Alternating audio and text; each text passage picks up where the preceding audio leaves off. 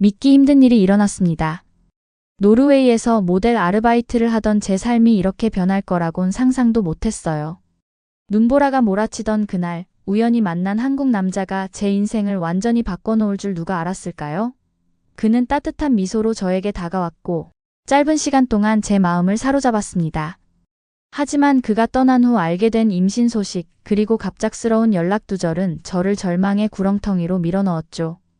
단돈 150만 원을 들고 한국행 비행기에 오른 제 모습은 지금 생각해도 무모했습니다. 낯선 나라, 낯선 언어, 그리고 불확실한 미래. 하지만 제가 한국에서 경험한 것은 상상조차 못했던 따뜻한 환대였어요. 그리고 누구도 예상하지 못했던 충격적인 반전이 기다리고 있었습니다. 오늘 저는 제가 겪은 기적 같은 이야기를 여러분께 들려드리려 합니다. 제 삶이 어떻게 바뀌었는지, 어떻게 한국에서 진정한 가족과 자신감을 찾게 되었는지 말이에요. 눈물과 웃음, 그리고 놀라운 반전이 담긴 저의 여정에 함께 해주세요. 본 영상은 스토리를 재구성한 이야기입니다. 구독과 좋아요는 구독자님께 행운을 드립니다. 서울의 아침이 밝았습니다. 창문 너머로 보이는 한강의 풍경은 항상 저를 설레게 해요. 5년 전 처음 이곳에 왔을 때만 해도 이런 평화로운 일상을 가질 거라곤 상상도 못했습니다. 노르웨이 오슬로에서 태어나고 자란 저에게 한국은 그저 지도에서나 볼 수 있는 먼 나라였죠. 제 이름은 알리사 브렌달입니다. 지금은 30살이 되었고 한국에서 새 삶을 살고 있어요.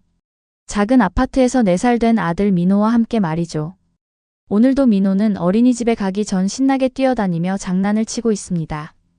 그 모습을 보고 있으면 모든 고난과 역경이 같이 있었다는 생각이 들어요. 민호야, 빨리 준비하자. 엄마 회사에 늦겠어. 민호는 씩 웃으며 고개를 끄덕입니다. 아이의 눈에서 이지훈의 모습이 보여요. 가끔은 그 눈빛이 저를 울컥하게 만들죠. 거실 벽에 걸린 사진을 바라봅니다. 노르웨이에서 찍은 우리의 유일한 사진이에요. 하얀 눈밭에서 웃고 있는 저와 이지훈의 모습. 오늘은 어떤 일이 기다리고 있을까? 창밖으로 시선을 돌리며 생각에 잠깁니다. 제가 어떻게 이곳까지 오게 되었는지 그 모든 과정이 주마등처럼 스쳐 지나가요. 눈보라 속에서 만난 한 남자, 예상치 못한 임신, 무모한 한국행, 그리고 이어진 기적 같은 사건들. 아침 식사를 준비하며 깊은 감사함이 밀려옵니다. 이제는 IT 회사에서 정규직으로 일하고 한국어도 제법 유창하게 구사하게 되었죠. 처음 왔을 때 단어 하나 몰랐던 제가 이제는 회의도 무리 없이 진행할 수 있게 되었습니다. 모든 게 꿈만 같아요. 민호의 머리를 쓰다듬으며 생각합니다. 이 아이가 태어나지 않았다면 저는 지금 어디에 있었을까요? 아마 노르웨이에서 여전히 불안정한 모델 일을 하며 미래를 걱정하고 있었겠죠. 하지만 운명은 저에게 전혀 다른 길을 준비해 두고 있었습니다. 엄마, 오늘 할머니 집 가요? 민호의 질문에 미소를 짓습니다. 할머니, 그러니까 이지훈의 어머니는 우리에게 천사 같은 존재가 되었어요. 그분이 없었다면 지금의 저희는 없었을 거예요. 그래, 오늘 퇴근하고 할머니 집에 갈 거야. 아침 준비를 마치고 민호의 손을 잡고 집을 나섭니다. 엘리베이터에서 만난 이웃 할머니가 민호에게 사탕을 건네며 웃음 짓습니다. 처음엔 낯설었던 이 문화가 이제는 저의 일부가 되었죠. 매일 아침 이렇게 출근길에 마주치는 이웃들과의 작은 교류가 제게는 큰 행복입니다. 지하철로 향하며 생각합니다. 5년 전 저는 어떻게 이 모든 것을 시작했을까요? 5년 전 겨울 노르웨이 오슬로는 극심한 추위와 눈보라가 휘몰아치고 있었습니다. 당시 저는 25살, 대학을 중퇴하고 모델 아르바이트로 간신히 생계를 유지하고 있었어요. 아버지는 중병으로 병원에 입원해 계셨고 의료비는 계속 늘어만 갔죠. 그날도 촬영을 마치고 집으로 돌아가는 길이었습니다. 갑자기 불어닥친 눈보라로 시야가 거의 보이지 않았어요. 겨우 버스 정류장 지붕 아래로 피했지만 너무 춥고 무서웠죠. 버스는 지연된다는 공지만 반복되고 있었고 저는 추위에 떨고 있었습니다. 괜찮으세요? 누군가 제게 말을 걸어왔어요. 고개를 들어보니 동양인 남성이 서 있었습니다. 친절한 미소와 따뜻한 눈빛이 인상적이었죠.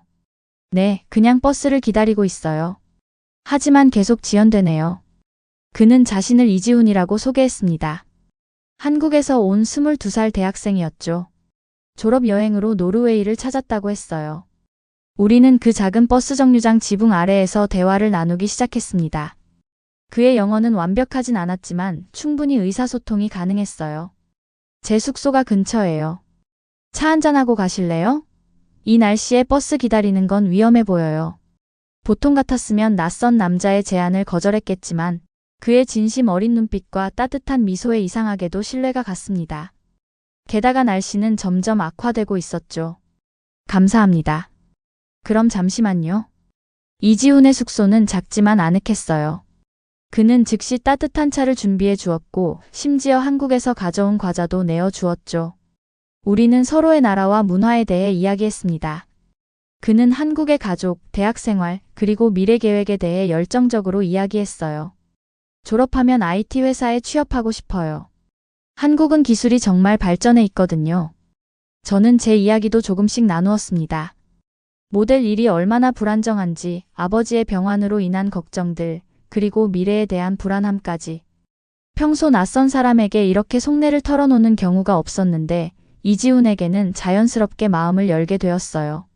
힘들겠네요. 하지만 알리사 씨는 강해 보여요. 분명 좋은 일이 있을 거예요. 그의 따뜻한 말에 가슴이 따뜻해졌습니다. 그날 밤 눈보라는 더욱 심해져서 결국 이지훈은 제가 집에 갈 수 있도록 택시비를 내주겠다고 했어요. 정말 고마웠죠. 내일도 만날 수 있을까요? 오슬로에 대해 더 알고 싶어요. 그의 질문에 망설임 없이 대답했습니다. 물론이죠. 그렇게 우리의 인연이 시작되었어요. 눈보라 속에서 만난 우연한 만남이 제 인생을 완전히 바꿔놓을 줄은 그때 전혀 몰랐습니다. 다음 날부터 저는 이지훈에게 오슬로의 명소들을 안내했습니다. 비겔란 조각공원, 오페라 하우스, 아케르스후스 성. 그의 여행 일정은 일주일 남짓이었지만 우리는 매일 함께 시간을 보냈어요. 처음에는 그저 친절한 가이드와 여행객의 관계였지만 점차 그 이상의 감정이 싹트기 시작했죠. 한국에서는 어떻게 데이트해요? 어느 날 궁금해서 물었습니다. 이지훈은 웃으며 대답했어요. 보통 카페에 가고 영화도 보고 한강에서 피크닉도 해요. 별거 없지만 함께하는 시간이 중요하죠. 한국에 대해 더 알고 싶어요. 정말 아름다운 나라 같아요. 이지훈은 휴대폰을 꺼내 한국의 사진들을 보여주었습니다. 서울의 현대적인 풍경, 아름다운 산과 바다, 그리고 맛있어 보이는 음식들. 마치 동화 속 나라처럼 느껴졌어요. 언젠가 한국에 와보세요. 제가 안내해 드릴게요. 그가 말했죠. 우리의 마지막 날 이지훈은 저에게 작은 선물을 주었습니다. 한국에서 가져온 전통 매듭 팔찌였어요. 이건 행운을 상징하는 매듭이에요. 알리사가 행복했으면 좋겠어요. 그의 말에 가슴이 떨렸습니다. 짧은 시간이었지만 이지훈은 제 마음 깊은 곳을 건드렸어요. 우리는 그날 밤 처음으로 키스를 나누었고 그의 숙소에서 마지막 밤을 함께 보냈습니다. 한국에 돌아가도 연락할게요. 꼭 다시 만나요. 공항에서 헤어질 때 이지훈은 그렇게 약속했어요. 저는 그를 믿었습니다. 우리는 이메일과 전화번호를 교환했고 소셜미디어에서도 친구를 맺었죠. 이지훈이 떠난 후 일상은 다시 시작되었지만 뭔가 달라졌어요. 매일 그와 메시지를 주고받으며 서로의 일상을 공유했습니다. 그는 한국에 돌아가 졸업 준비를 하고 있었고 저는 여전히 불안정한 모델 일을 계속하고 있었죠. 올 여름에 다시 오슬로에 갈 수 있을지 알아볼게요. 그의 메시지에 가슴이 설렜어요. 한 달이 지나고 두 달이 지나고 우리의 연락은 계속되었습니다. 이지훈은 졸업 논문으로 바쁘다고 했지만 항상 저를 잊지 않고 메시지를 보냈어요. 그리고 그로부터 약 8주 후 저는 이상한 징후를 느끼기 시작했습니다. 아침마다 느껴지는 메스꺼움, 비정상적인 피로감. 처음에는 단순한 감기라고 생각했어요. 하지만 증상이 계속되자 병원을 찾았고 그곳에서 저는 충격적인 소식을 듣게 되었습니다. 브렌달 씨 축하드립니다. 임신하셨어요. 의사의 말에 온몸이 얼어붙었습니다. 임신? 이지훈과의 마지막 밤이 떠올랐어요. 우리는 조심했다고 생각했는데 머릿속이 복잡해졌습니다. 이 사실을 이지훈에게 어떻게 알려야 할지, 앞으로 어떻게 해야 할지 막막했죠. 그날 밤 떨리는 손으로 이지훈에게 메시지를 보냈습니다. 이지훈, 중요한 얘기가 있어요. 전화할 수 있을까요? 이지훈의 답장을 기다리는 시간은 영원처럼 느껴졌습니다. 하루가 지나고 이틀이 지나고 일주일이 지났지만 그에게서 아무런 소식이 없었어요. 처음에는 바쁘다고 생각했습니다. 졸업을 앞두고 있으니 논문과 시험으로 정신이 없을 테니까요. 하지만 시간이 더 흐르면서 불안감이 커져갔습니다. 이지훈, 괜찮아요? 걱정되네요. 연락 주세요. 중요한 이야기가 있어요. 제발 전화해 주세요. 아프거나 무슨 일 있나요? 수십 번의 메시지, 이메일, 전화. 하지만 모든 것이 무응답이었습니다. 소셜미디어를 확인해 보니 그의 계정은 여전히 존재했지만 아무런 활동이 없었어요. 마치 세상에서 사라진 것 같았죠. 임신 사실을 알게 된 후 저는 혼란스러웠습니다. 낙태를 고려해 봐야 할까요? 아이를 혼자 키울 수 있을까요? 경제적으로도 불안정했고 아버지의 병원비도 부담스러웠어요. 하지만 무언가가 저를 막았습니다. 이 아이는 우리의 짧지만 특별했던 인연의 증거였으니까요. 결국 저는 아이를 지키기로 결심했습니다. 하지만 이지훈에게 이 사실을 알리고 싶었어요. 그에게는 알 권리가 있었고 저는 그가 어떤 결정을 내릴지 궁금했습니다. 임신 3개월이 되었을 때 저는 마지막 시도를 했어요. 이지훈이 공유했던 한국 주소로 편지를 보냈습니다. 이지훈에게 우리의 만남을 항상 소중히 생각해요. 하지만 당신에게 알려야 할 중요한 소식이 있어요.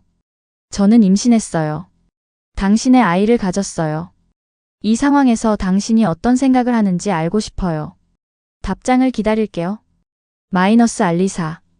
그리고 또 기다림의 시간이 시작되었습니다. 하지만 편지에 대한 응답도 없었어요. 점점 화가 나기 시작했습니다.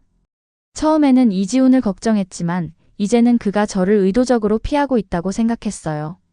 책임을 회피하려는 것인지 아니면 처음부터 저를 진심으로 대하지 않았던 것인지 의문이 들었습니다. 임신 5개월 차, 배가 눈에 띄게 불러오기 시작했어요. 모델 일은 더 이상 할 수 없게 되었고 수입은 급격히 줄어들었습니다. 아버지의 상태도 호전될 기미가 보이지 않았죠. 인생이 나락으로 떨어지는 느낌이었어요. 어느 날 밤 절망감에 홀로 눈물을 흘리며 이지훈이 보여주었던 한국 사진들을 다시 보고 있었습니다. 그때 갑자기 미친 생각이 떠올랐어요. 한국에 가면 어떨까? 처음에는 스스로도 그 생각이 너무 비현실적이라고 여겼습니다. 낯선 나라, 언어도 모르고 이지훈을 찾을 확률도 낮을 텐데. 하지만 점점 그 생각에 사로잡혔어요. 이지훈을 직접 만나서 진실을 알아내고 싶었고 우리 아이에게도 아버지의 나라를 보여주고 싶었습니다. 저는 가지고 있던 모든 돈을 모았어요. 모델 일을 하며 모아둔 저축금과 생활비를 합쳐도 150만 원 정도밖에 되지 않았지만 결심했습니다. 한국행 비행기표를 예약했죠. 미쳤어, 알리사. 정말 미쳤어. 스스로에게 계속 말했지만 가슴속 어딘가에서는 이것이 옳은 결정이라고 느꼈습니다. 이지훈을 찾아야 했고 우리 아이의 미래를 위해 무언가를 해야 했으니까요. 비행기표를 예약하고 여행 비자를 신청했습니다. 90일 동안 한국에 머물 수 있는 비자였어요. 그 시간 동안 이지훈을 찾고 다음 계획을 세울 수 있을 거라 생각했습니다. 알리사, 정말 한국에 가는 거야? 친구 소피아가 걱정스럽게 물었어요. 네, 가야 해. 이건 나와 내 아이를 위한 거야. 모두가 저를 말렸지만 제 결심은 확고했습니다. 이미 돌아갈 수 없는 강을 건넌 느낌이었어요. 비행기에 오르는 순간까지도 제가 정말 미친 짓을 하고 있다는 생각이 들었습니다. 임신 6개월 차의 몸으로 단돈 150만 원을 들고 한 번도 가본 적 없는 나라로 향하는 것. 그것도 연락이 두절된 남자를 찾기 위해서요. 기내에서 창밖을 바라보며 불안과 두려움이 밀려왔습니다. 괜찮을 거야. 우리는 괜찮을 거야. 뱃속 아이에게 속삭이며 스스로를 안심시켰어요. 비행기는 12시간 동안 나라 인천국제공항에 도착했습니다. 처음 본 한국의 모습은 이지훈이 보여준 사진과 같았어요. 현대적이고 깨끗하고 활기찬 도시였죠. 하지만 첫 번째 난관은 언어였습니다. 공항에서부터 한국어로 된 안내문들을 이해할 수 없었어요. 다행히 일부 표지판은 영어로도 되어 있어서 겨우 입국 심사를 통과할 수 있었습니다. 체류 목적이 뭐죠? 입국 심사관이 영어로 물었어요. 관광입니다. 거짓말을 했습니다. 진실을 말했다면 아마 입국이 거절됐을 테니까요. 서울로 가는 공항철도를 탔습니다. 이지훈이 살고 있다고 했던 주소는 서울 강남구에 있었어요. 하지만 그곳에 어떻게 가야 할지, 어디서 머물러야 할지 아무 계획이 없었습니다. 서울역에 도착해서 저는 완전히 길을 잃었어요. 수많은 사람들 사이에서 제 배가 눈에 띄자 몇몇 사람들이 의아한 눈빛으로 쳐다봤습니다. 외국인 임산부가 혼자 서 있는 모습이 이상해 보였겠죠. 첫날 밤 저는 가장 저렴해 보이는 호스텔을 찾아 묵었습니다. 영어가 조금 통하는 직원의 도움으로 체크인을 할 수 있었어요. 하지만 이대로는 돈이 빠르게 소진될 것이 분명했죠. 다음 날 아침 저는 이지훈의 주소를 찾아 나섰습니다. 지하철 노선도를 연구하고 영어로 된 지도 앱의 도움을 받아 겨우 그 동네에 도착했어요. 하지만 주소를 정확히 찾는 것은 또 다른 문제였습니다. 저기, 이 주소 좀 알려주실 수 있나요? 지나가는 사람들에게 종이를 보여주며 물었지만 대부분은 영어를 이해하지 못하거나 바쁘다며 지나쳤습니다. 몇 시간을 헤매다 결국 그 건물을 찾았어요. 아파트 단지였습니다. 이제 문제는 이지훈의 정확한 호수를 모른다는 것이었죠. 우편함을 확인해 보았지만 한국어로 된 이름들을 읽을 수 없었습니다. 결국 경비실을 찾아가 이지훈의 사진을 보여주며 설명하려 했어요. 하지만 언어 장벽은 너무 높았고 경비원은 제가 무슨 말을 하는지 이해하지 못했습니다. 좌절감에 눈물이 났습니다. 이게 얼마나 무모한 계획이었는지 실감했어요. 배는 점점 더 불러오고 돈은 줄어들고 이지훈을 찾을 실마리는 전혀 없었죠. 며칠이 지나면서 상황은 점점 더 절망적이 되어갔습니다. 호스텔비를 아끼기 위해 가장 저렴한 음식으로 끼니를 때웠고 때로는 한 끼를 건너뛰기도 했어요. 아이를 위해 좋지 않다는 걸 알았지만 선택의 여지가 없었습니다. 어느 날 한 카페에서 휴식을 취하며 다음 계획을 세우고 있었어요. 돈은 이제 얼마 남지 않았고 비자 기간도 점점 줄어들고 있었습니다. 그때 한 중년 여성이 제게 다가왔어요. 괜찮으세요? 많이 지쳐 보이네요. 그녀는 서툰 영어로 물었습니다. 저는 눈물을 참으며 고개를 끄덕였어요. 그녀는 제 옆에 앉아 따뜻한 차를 주문해 주었습니다. 한국에 왜 오셨어요? 친척이나 지인이 있나요? 질문에 갑자기 모든 감정이 북받쳤고 저는 울음을 터뜨렸습니다. 그 순간 저는 모든 것을 이 낯선 여성에게 털어놓기 시작했어요. 이지훈과의 만남, 임신, 연락 두절, 그리고 그를 찾기 위해 한국에 온 미친 계획까지. 그녀는 놀란 표정으로 제 이야기를 듣더니 무언가를 결심한 듯 물었습니다. 혹시 그 사람의 사진이 있나요? 중년 여성에게 이지훈의 사진을 보여주자 그녀의 표정이 굳어졌습니다. 그녀는 한동안 말없이 사진을 쳐다보더니 깊은 한숨을 내쉬었어요. 이 사람, 제 아들이에요. 그 말을 듣는 순간 저는 귀를 의심했습니다. 이지훈의 어머니라고요? 이렇게 우연히? 세상에, 이건 정말 믿기 힘든 일이었어요. 정말이세요? 떨리는 목소리로 물었습니다. 그녀는 고개를 끄덕였어요. 제 이름은 김미영입니다. 지훈이는 제 아들이에요. 미영 씨는 잠시 생각에 잠기더니 결심한 듯 말했습니다. 우선 제 집으로 가요. 거기서 이야기를 더 나눠요. 저는 망설였어요. 낯선 사람을 따라가는 것이 위험할 수 있다는 것을 알고 있었지만 이 상황에서 다른 선택지가 있었을까요? 게다가 그녀에게서 이지훈과 닮은 눈매가 보였습니다. 미영 씨의 집은 제가 처음에 찾아갔던 아파트 단지와 같은 곳이었어요. 하지만 다른 동이었습니다. 그녀의 집에 들어서자 깔끔하고 아늑한 분위기가 저를 맞이했어요. 앉으세요. 차 한 잔 드릴게요. 그녀는 부엌으로 향했습니다. 저는 거실을 둘러보았어요. 벽에 걸린 사진들 중에는 확실히 이지훈의 모습이 있었습니다. 가족사진, 졸업사진, 그리고 몇몇 단체 사진들. 이곳이 정말 이지훈의 집이라는 걸 실감했죠. 미영 씨가 차를 들고 돌아왔습니다. 그녀는 제 앞에 앉아 깊은 한숨을 내쉬었어요. 지훈이가 연락을 안 했군요. 네, 임신 사실을 알리려고 했는데 갑자기 모든 연락이 끊겼어요. 저는 말했습니다. 미영 씨의 눈에 슬픔이 스쳐 지나갔어요. 그럴 수밖에 없었을 거예요. 지훈이는 지금. 그녀의 목소리가 떨렸고 저는 최악의 상황을 예상하기 시작했습니다. 이지훈에게 무슨 일이 일어난 걸까요? 사고? 아니면 병? 지훈이는 지금 병원에 있어요. 노르웨이에서 돌아온 직후 교통사고를 당했거든요. 그 말을 듣는 순간 제 심장이 내려앉는 느낌이었어요. 그래서 연락이 끊긴 거였습니다. 제가 그를 의심하고 원망했던 모든 순간이 부끄러워졌죠. 어떤 상태인가요? 떨리는 목소리로 물었습니다. 혼수 상태예요. 6개월째죠. 의사들은 깨어날 가능성이 희박하다고 해요. 저는 말을 잃었습니다. 모든 게 이해되기 시작했어요. 연락 두절, 무응답, 그리고 편지에 대한 답장도 없었던 이유. 제가 볼 수 있을까요? 미영 씨는 잠시 고민하더니 고개를 끄덕였습니다. 내일 병원에 같이 가요. 오늘은 여기서 쉬어요. 당신 상태가 좋아 보이지 않네요. 그녀의 친절함에 눈물이 났습니다. 제가 그동안 얼마나 외롭고 두려웠는지, 그리고 지금 얼마나 안도감을 느끼는지 표현할 수 없었어요. 다음 날 아침 미영 씨는 저를 병원으로 데려갔습니다. 이지훈은 중환자실의 침대에 누워 있었어요. 호흡기와 여러 의료 장비들이 그를 둘러싸고 있었죠. 그의 모습을 보는 순간 저는 무너져 내렸습니다. 이지훈, 미안해. 내가 더 일찍 왔어야 했는데. 미영 씨는 제 어깨를 토닥이며 위로해 주었어요. 당신 탓이 아니에요. 아무도 이런 일이 일어날 줄 몰랐으니까. 그날부터 저는 미영 씨의 집에서 지내게 되었습니다. 처음에는 임시적인 ARRA 엔그램 EMENT였지만 점점 더 오래 머물게 되었어요. 미영 씨는 제게 한국어를 가르쳐 주었고 저는 그녀의 집안일을 돕기 시작했습니다. 알리사, 아이는 언제 태어나나요? 어느 날 미영 씨가 물었어요. 약 2달 후요. 하지만 비자가 곧 만료돼요. 어떻게 해야 할지 모르겠어요. 미영 씨는 잠시 생각하더니 결심한 듯 말했습니다. 걱정 마요. 내가 도와줄게요. 지훈이의 아이니까 내 손주잖아요.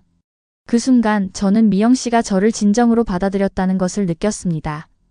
낯선 외국인 임산부를 자신의 가족으로 인정해준 그녀의 따뜻함에 깊은 감사를 느꼈어요. 시간이 흘러 출산 예정일이 다가오고 있었습니다. 미영 씨의 도움으로 저는 임신부를 위한 의료 지원을 받을 수 있었어요. 한국의 산부인과는 생각보다 훨씬 체계적이고 현대적이었습니다. 정기검진마다 의사들은 세세한 부분까지 챙겨주었고 초음파 검사도 노르웨이보다 자주 받을 수 있었어요. 한국의 의료 시스템은 정말 놀라워요. 미영 씨에게 말했습니다. 우리나라는 의료기술이 발달해 있어요. 특히 산모와 신생아 케어에는 더욱 신경 쓰죠. 그러던 어느 날 밤 갑작스러운 복통이 찾아왔습니다. 아직 예정일보다 3주 정도 빨랐어요. 처음에는 가진통이라 생각했지만 통증이 점점 심해지더니 갑자기 출혈이 시작되었습니다. 미영 씨, 뭔가 이상해요. 겁에 질려 소리쳤어요. 미영 씨는 즉시 119에 전화했고 구급차는 놀라울 정도로 빨리 도착했습니다. 저는 가장 가까운 대학병원 응급실로 이송되었어요. 태반 조기박리가 의심됩니다. 즉시 응급 제왕절개가 필요해요. 의사의 말이 흐릿하게 들렸습니다. 공포와 통증 속에서 저는 의식이 점점 흐려지고 있었어요. 미영 씨의 걱정스러운 얼굴이 마지막으로 보인 것 같았습니다. 알리사, 괜찮을 거예요. 의사들이 당신과 아기를 구할 거예요. 힘내요. 그 후의 기억은 단편적입니다. 수술실의 밝은 불빛, 의료진의 긴박한 목소리, 그리고 마취로 인해 천천히 사라지는 의식. 눈을 떴을 때 저는 중환자실 침대에 누워 있었습니다. 온몸이 아프고 무거웠어요. 곁에는 미영 씨가 지쳐 보이는 얼굴로 앉아 있었죠. 미영 씨, 아기는요? 간신히 말을 꺼냈습니다. 그녀의 얼굴에 미소가 번졌어요. 아들이에요. 에이네알 저울에 건강하게 3.2kg. 작지만 강한 아이예요. 신생아 중환자실에서 잘 돌봐주고 있어요. 안도의 한숨이 나왔습니다. 하지만 무언가 더 있었던 것 같아서 물었어요. 저는요? 뭐가 잘못된 거였나요? 미영 씨의 표정이 진지해졌습니다. 태반 조기박리였어요. 매우 위험했지만 의사들이 놀라운 실력을 발휘했어요. 당신과 아기 모두 살렸죠. 나중에 담당 의사가 상황을 자세히 설명해 주었습니다. 태반 조기박리는 매우 위험한 상태로 모체와 태아 모두에게 생명을 위협할 수 있다고 했어요. 제 경우는 특히 심각했고 대량 출혈이 있었지만 의료진의 신속한 대응과 수혈, 그리고 전문적인 수술 덕분에 위기를 넘길 수 있었다고 합니다. 노르웨이였다면 어땠을까요? 궁금해서 물었습니다. 의사는 솔직하게 대답했어요. 모든 나라가 의료 시스템이 다르니 단정할 수는 없지만 한국의 응급 대응 시스템과 산과 전문 의료 기술은 세계적으로도 인정받고 있습니다. 특히 이런 응급 상황에서의 신속한 대응이 생명을 구하는 결정적인 요소가 되죠. 병실에서 회복하는 동안 저는 매일 신생아 중환자실에 있는 아들을 보러 갔습니다. 처음에는 휠체어로, 나중에는 천천히 걸어서요. 작은 인큐베이터 안에 누워있는 그 작은 생명체는 너무나 소중했어요. 이름은 뭐라고 지을 거예요? 어느 날 간호사가 물었습니다. 저는 미영 씨를 바라보았어요. 그녀는 미소를 지으며 말했습니다. 한국 이름을 하나 지어주고 싶어요. 괜찮을까요? 물론이죠. 어떤 이름인가요? 민호. 이민호. 민은 민첩하고 영리하다는 뜻이고 호는 호랑이처럼 강하다는 의미예요. 우리 아이에게 어울릴 것 같아요. 그 이름이 마음에 들었습니다. 아이가 앞으로 건강하고 강하게 자라길 바라는 마음이 담긴 이름이었으니까요. 완벽해요. 이민호. 정말 좋은 이름이에요. 회복 과정은 쉽지 않았습니다. 대량 출혈로 인한 빈혈, 수술 후 통증, 그리고 처음 겪는 산후 우울감까지. 하지만 미영 씨와 병원 의료진의 지원 덕분에 조금씩 나아졌어요. 알리사, 당신은 정말 강한 사람이에요. 미영 씨가 종종 말해주었죠. 이런 상황에서도 포기하지 않고 여기까지 왔으니까요. 그 말이 저에게 큰 힘이 되었습니다. 아들 민호를 위해, 그리고 이지훈과의 약속을 지키기 위해 저는 더욱 강해져야 했으니까요. 퇴원 후 미영 씨의 집으로 돌아왔습니다. 이제 우리는 민호까지 포함한 세 식구가 되었어요. 처음 육아는 정말 힘들었습니다. 밤새 울어대는 아이, 수유와 기저귀 갈기의 연속, 그리고 여전히 회복 중인 제 몸 상태까지. 하지만 미영 씨는 놀라운 도움이 되어 주었어요. 그녀는 마치 자신의 아이를 돌보듯 민호를 사랑으로 돌봐주었고, 저에게는 한국식 산후조리법을 알려주었습니다. 이건 미역국이에요. 산모에게 좋아요. 매일 먹으면 회복이 빨라져요. 미영 씨가 끓여준 미역국은 처음에는 낯선 맛이었지만 점차 익숙해지고 좋아하게 되었어요. 그녀의 정성 덕분에 제 건강도 빠르게 회복되었습니다. 오늘은 민호와 함께 이지훈이를 보러 가요. 어느 날 미영 씨가 제안했어요. 민호가 태어난 후 처음으로 이지훈을 만나러 가는 날이었습니다.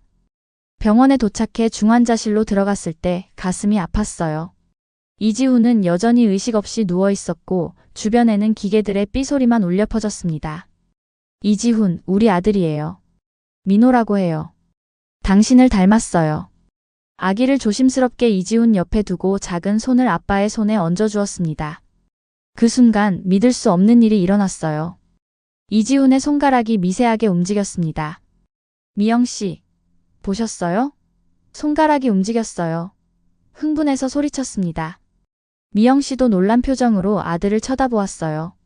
의사를 불러 상황을 설명했지만 그는 조금 회의적인 반응을 보였습니다.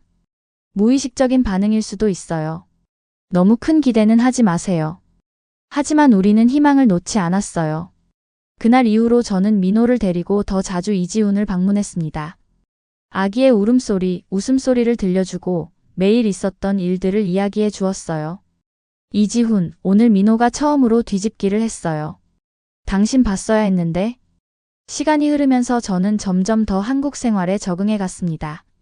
미영 씨 덕분에 한국어도 조금씩 배우게 되었고 한국 문화와 음식에도 익숙해졌어요. 특히 김치찌개와 불고기는 제 최애 음식이 되었죠. 미영 씨는 저에게 한국 요리도 가르쳐 주었습니다. 처음에는 어설펐지만 점차 한국 음식을 만드는 것이 즐거워졌어요. 김밥 말기, 불고기 양념하기, 그리고 김치 담그기까지. 모두 새롭고 흥미로운 경험이었습니다. 알리사, 너무 빨리 배우네요. 이제 한국 며느리 다 됐어요. 미영 씨가 웃으며 말했죠. 그 말에 가슴이 따뜻해졌습니다. 며느리라는 단어가 저에게 소속감을 주었어요.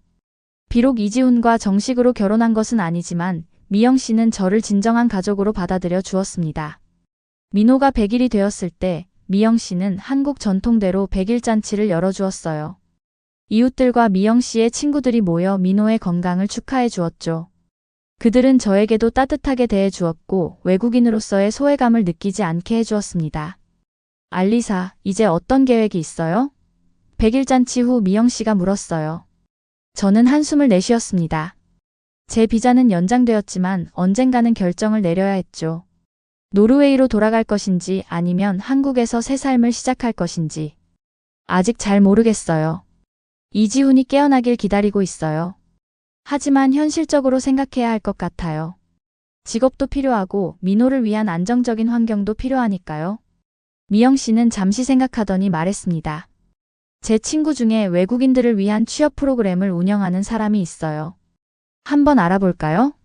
당신은 영어도 잘하고 배움에도 열심이니까 기회가 있을 거예요. 그 제안이 새로운 가능성의 문을 열어주었습니다. 노르웨이로 돌아가는 것보다 이곳 한국에서 민호와 함께 새 삶을 시작하는 것이 더 좋은 선택일 수도 있겠다는 생각이 들었어요. 네, 그러면 정말 감사할 것 같아요. 그날 밤 민호가 잠든 후 저는 창밖을 바라보며 생각했습니다. 불과 1년 전 저는 노르웨이에서 불안정한 삶을 살고 있었어요. 그리고 지금 저는 한국에서 새로운 가족을 얻고 미래를 계획하고 있었습니다. 인생은 정말 예측할 수 없는 것 같아요. 미영 씨의 소개로 저는 외국인을 위한 취업 상담 프로그램에 참가하게 되었습니다. 상담사는 제 배경과 경험을 듣고 몇 가지 가능성을 제시해 주었어요. 알리사 씨, 영어를 모국어로 하고 있으니 영어 교사가 될 수도 있고 아니면 외국어가 필요한 기업의 사무직도 가능할 것 같아요. 다양한 선택지 중에서 눈에 띈 것은 한 IT 기업의 데이터 입력 파트타임 직무였습니다.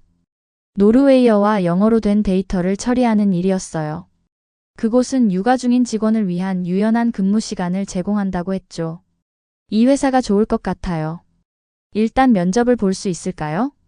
상담사의 도움으로 면접 기회를 얻었고 미영 씨는 민호를 돌봐주겠다고 했습니다. 면접 날 저는 긴장했지만 최대한 자신감을 보이려고 노력했어요. 안녕하세요. 저는 알리사 브렌달입니다. 노르웨이에서 왔고 현재 한국에 거주하고 있습니다. 면접관은 제 특이한 배경에 흥미를 보였고 노르웨이어와 영어 실력을 테스트했습니다. 다행히 그 부분에서는 자신 있게 대답할 수 있었어요. 브렌달 씨, 한국어는 어느 정도 하시나요? 아직 초보 수준입니다만 매일 배우고 있어요. 기본적인 의사소통은 가능합니다. 서툴지만 한국어로 대답했죠. 면접관이 미소를 지었습니다. 인상적이네요. 열정이 보입니다. 며칠 후 합격 통지를 받았어요. 주 3일 근무, 재택근무 가능한 파트타임 계약직이었습니다. 급여는 많지 않았지만 제가 독립적인 수입을 얻을 수 있는 첫 걸음이었어요. 미영 씨 합격했어요.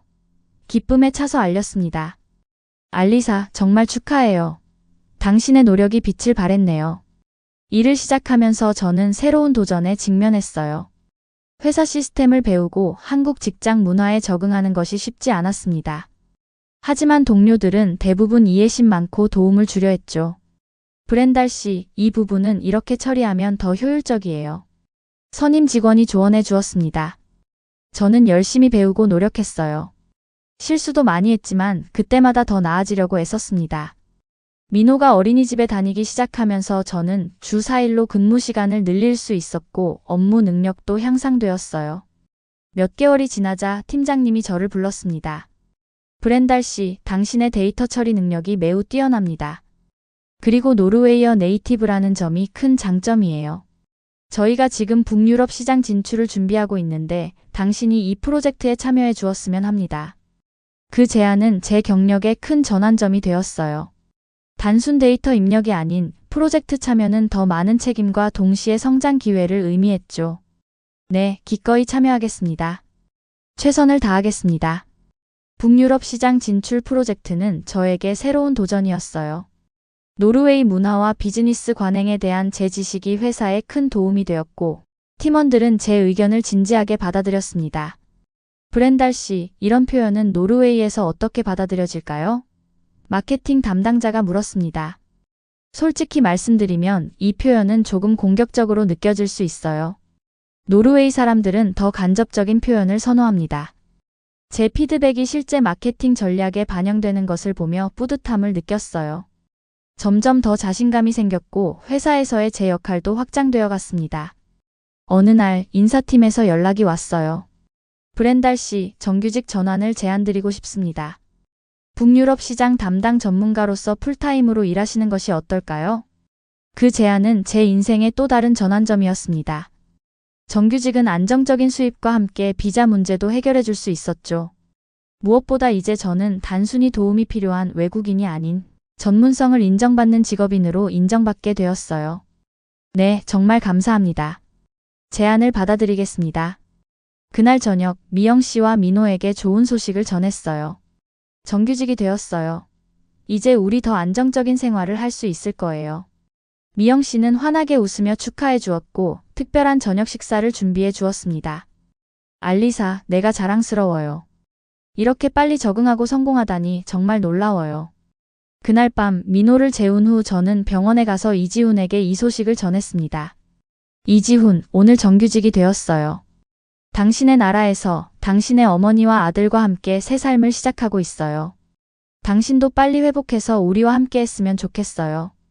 그의 손을 잡으며 눈물이 흘러내렸습니다. 비록 이지훈은 여전히 의식이 없었지만 제 마음속에서는 늘 살아있는 존재였어요. 그리고 저는 그와 민호를 위해 더 강해지고 있었습니다. 정규직으로 일하게 되면서 저의 생활은 더욱 안정되었습니다. 이제 제 수입으로 생활비의 대부분을 충당할 수 있었고 미영 씨에게 의존하는 부담도 줄어들었어요. 민호는 어린이집에 잘 적응했고 이제 3살이 되어 말문도 트이기 시작했습니다. 어느 날 퇴근 후 저는 용기를 내어 오랫동안 마음에 품고 있던 생각을 미영 씨에게 털어놓았어요. 미영 씨, 제 어머니 얘기를 한 적이 없는데 사실 어머니는 노르웨이에서 알코올 중독으로 힘들게 지내고 계세요. 미영 씨는 놀란 표정으로 저를 바라보았습니다. 아버지가 돌아가신 후 어머니는 우울증에 빠져 술에 의존하기 시작했어요. 제가 한국으로 떠날 때도 상태가 좋지 않았죠. 가끔 연락은 하지만 점점 더 나빠지는 것 같아요. 미영 씨는 따뜻하게 제 손을 잡아주었어요. 왜 더 일찍 말하지 않았어요? 가족은 서로 도와야 하는 거예요. 미영 씨께 더 부담을 드리고 싶지 않았어요. 이미 저와 민호를 위해 너무 많은 것을 해주셨으니까요. 미영 씨는 잠시 생각하더니 의외의 제안을 했습니다. 당신 어머니를 한국으로 초청하는 건 어떨까요? 잠시 머물면서 치료도 받고 손자도 만나고. 그 제안에 놀랐지만 마음 한구석에서는 희망이 피어났어요. 어머니를 다시 만나고 싶었고 민호에게 할머니를 소개해주고 싶었습니다. 정말 가능할까요? 어머니는 한국어도 모르고 여행도 거의 안 해봤어요. 게다가 알코올 중독 치료는 한국에는 좋은 중독 치료 프로그램들이 많아요. 그리고 언어는 문제가 되지 않아요. 우리가 도울 수 있으니까. 미영 씨의 확신에 찬 목소리에 저는 용기를 얻었습니다. 그날 밤 어머니에게 전화를 걸었어요. 처음에 어머니는 망설였지만 손자 이야기에 마음이 움직였습니다. 민호를 만나보고 싶구나. 네가 어떻게 지내는지도 보고 싶고. 몇 주 후 저는 인천국제공항에서 어머니를 기다리고 있었습니다. 3년 만에 재회였어요. 게이트에서 나오는 어머니의 모습은 충격적이었습니다. 마지막으로 봤을 때보다 훨씬 야위고 창백해 보였어요. 하지만 눈에는 반가움이 가득했죠.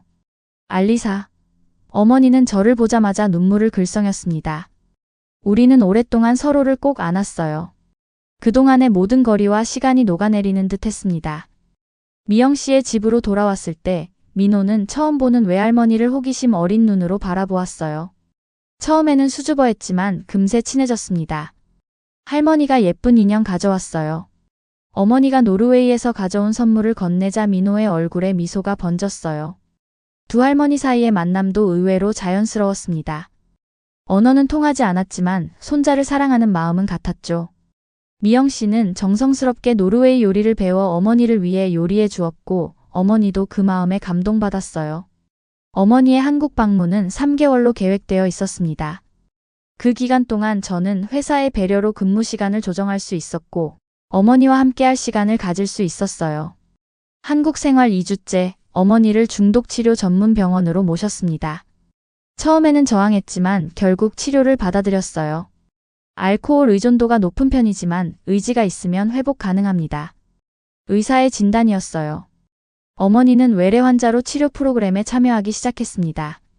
한국어를 모르는 문제는 제가 통역을 해결했고 일부 세션에는 영어가 가능한 상담사가 배정되었어요. 미영 씨도 항상 옆에서 지원해 주었습니다. 놀랍게도 어머니는 한국에서의 생활에 점점 적응해 갔어요. 알코올 없이도 하루하루를 보내는 법을 배웠고 민호와 함께하는 시간을 즐기게 되었습니다. 미영 씨가 가르쳐준 한국 요리에도 흥미를 보였어요. 한국 음식은 정말 맛있구나. 특히 이 김치찌개가 마음에 들어. 치료가 진행됨에 따라 어머니의 몸과 마음이 점점 건강해졌습니다. 얼굴에 혈색이 돌아오고 웃음소리도 자주 들리게 되었어요. 의사들도 어머니의 빠른 회복에 놀랐습니다. 환경의 변화가 큰 도움이 된 것 같아요. 새로운 문화와 가족들의 지지가 회복에 큰 동기부여가 되었겠죠. 3개월이 지나고 어머니의 귀국 날짜가 다가왔을 때 저는 어머니의 변화에 놀랐습니다. 알코올 중독에서 벗어나 자신감을 되찾은 어머니는 이제 미래를 계획하고 있었어요. 알리사, 노르웨이로 돌아가기 싫구나. 여기서 너와 민호와 함께 있고 싶어. 어머니의 말에 가슴이 뭉클했습니다. 미영 씨도 그 생각에 동의했어요. 당신 어머니도 여기 있으면 좋겠어요. 민호에게도 두 할머니가 있으면 좋잖아요. 결국 우리는 어머니의 한국 체류를 연장하기로 결정했습니다.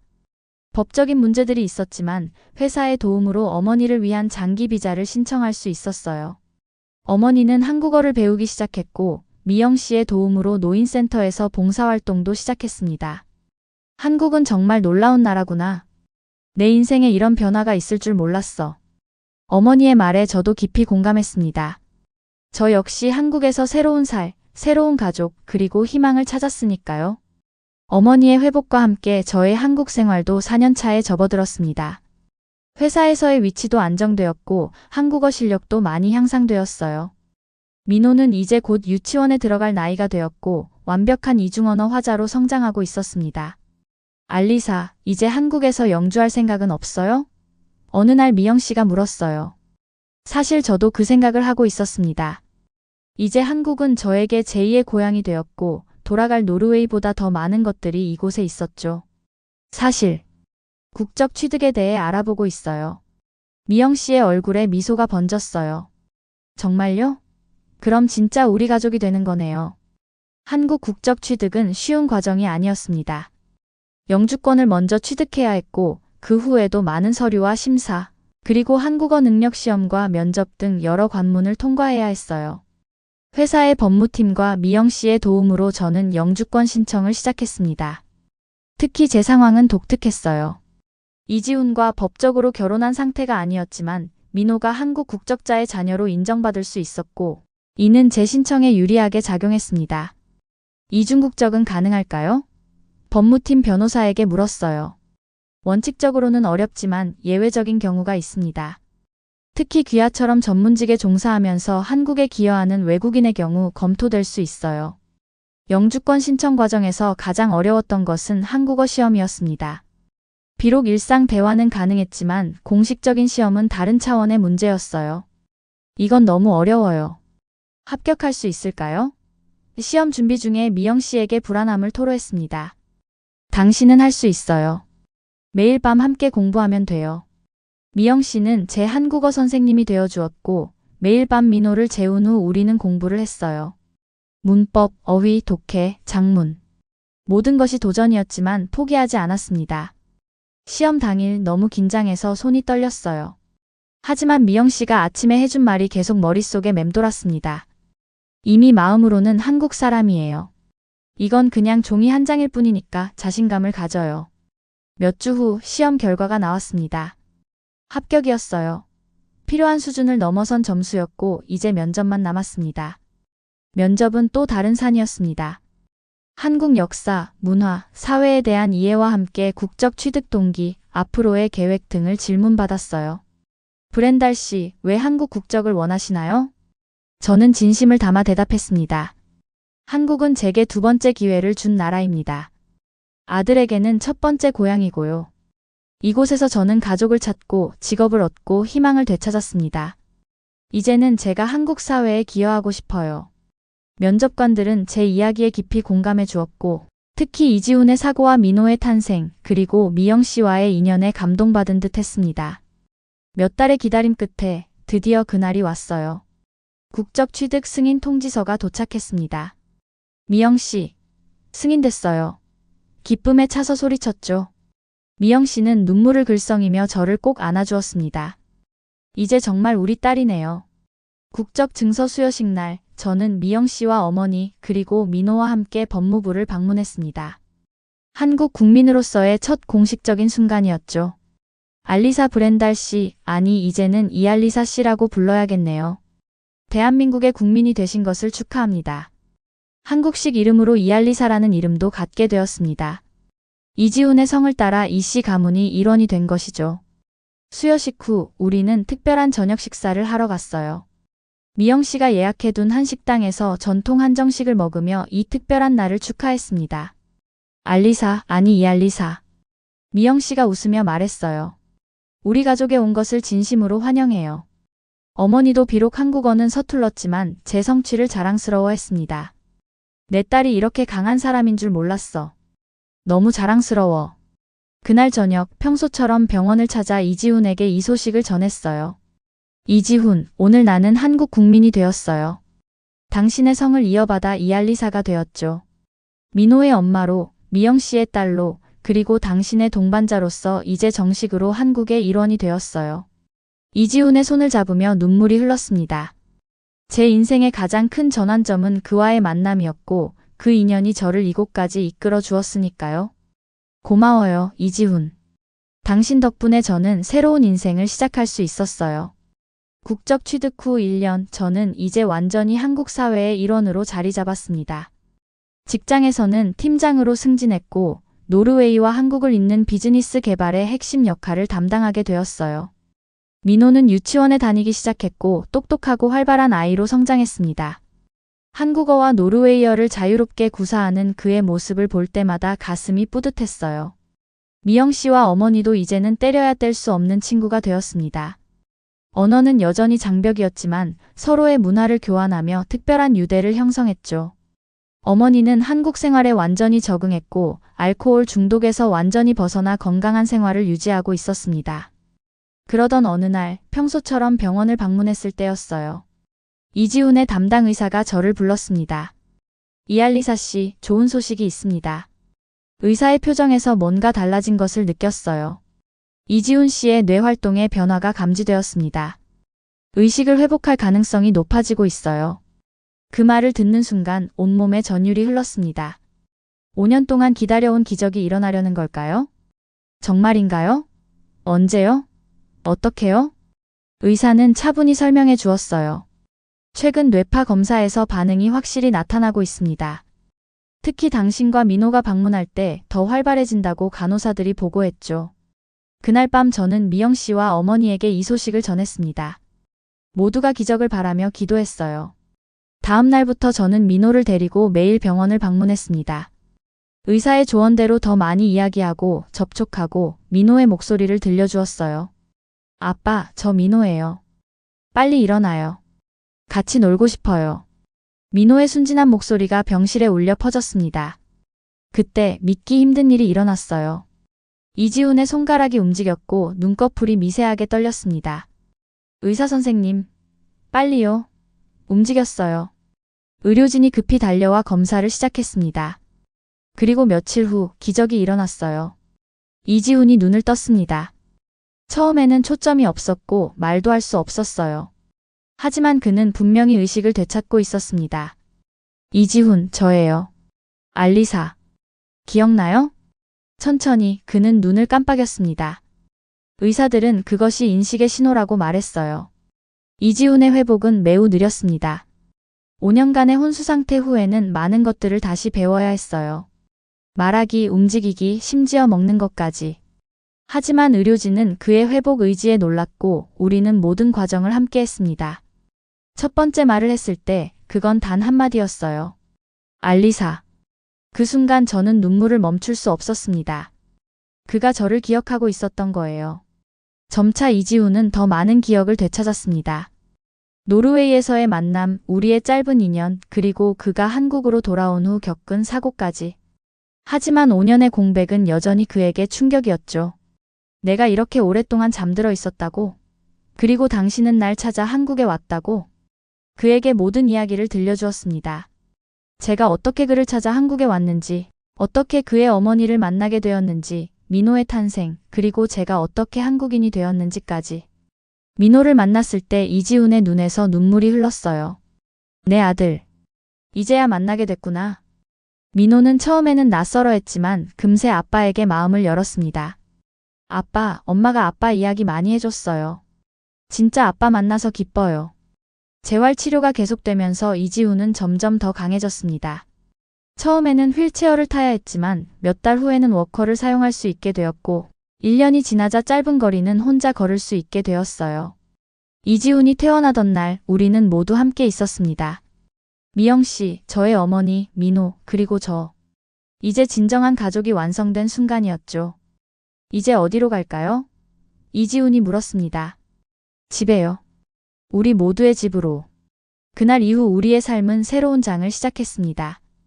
이지훈은 계속 재활치료를 받으며 점점 더 건강을 되찾았고 저는 일을 계속했어요.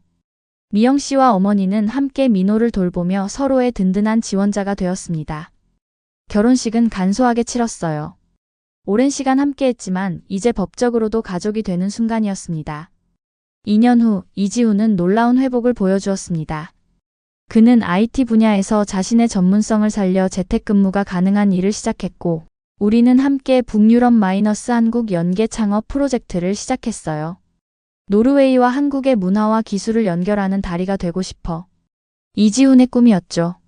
민호가 초등학교에 입학할 무렵 우리는 노르웨이 여행을 계획했습니다. 민호에게 엄마의 고향을 보여주고 이지훈에게는 우리의 첫 만남이 있었던 장소를 다시 방문하는 의미 있는 여행이었어요. 오슬로에 도착했을 때 모든 것이 낯설면서도 익숙했습니다. 우리가 처음 만났던 그 버스 정류장에 섰을 때 이지훈이 말했어요. 여기서 모든 것이 시작됐네요. 눈보라 속에서 우연히 만난 그 순간이 우리의 운명을 바꿨어요. 그래요. 그리고 그 눈보라가 우리를 이렇게 아름다운 곳으로 이끌었죠. 민호는 눈 위에서 뛰어놀며 즐거워했고 어머니는 오랜만에 고향을 방문한 감격에 눈물을 흘렸습니다. 미영 씨는 처음 방문한 노르웨이의 아름다움에 감탄했고요. 여행 마지막 날 우리는 함께 오슬로 피요르드를 바라보며 서 있었습니다. 알리사, 아니 이알리사. 이지훈이 제 손을 잡으며 말했어요. 당신이 그날 용기를 내지 않았다면 우리는 지금 여기 없었을 거예요. 당신의 용기가 우리 모두를 구했어요. 아니에요. 우리 모두가 서로를 구했어요. 당신의 따뜻함, 미영 씨의 사랑, 민호의 탄생, 그리고 어머니의 회복까지. 우리는 서로에게 기적이었어요. 노르웨이에서 돌아온 후 우리의 삶은 더욱 풍요로워졌습니다. 이지훈과 저는 함께 일하며 사업을 성장시켰고 민호는 학교에서 두각을 나타내기 시작했어요. 두 할머니는 여전히 서로의 든든한 친구이자 민호의 사랑받는 할머니들이었습니다. 오늘 서울의 아침의 창밖을 바라보며 저는 생각합니다.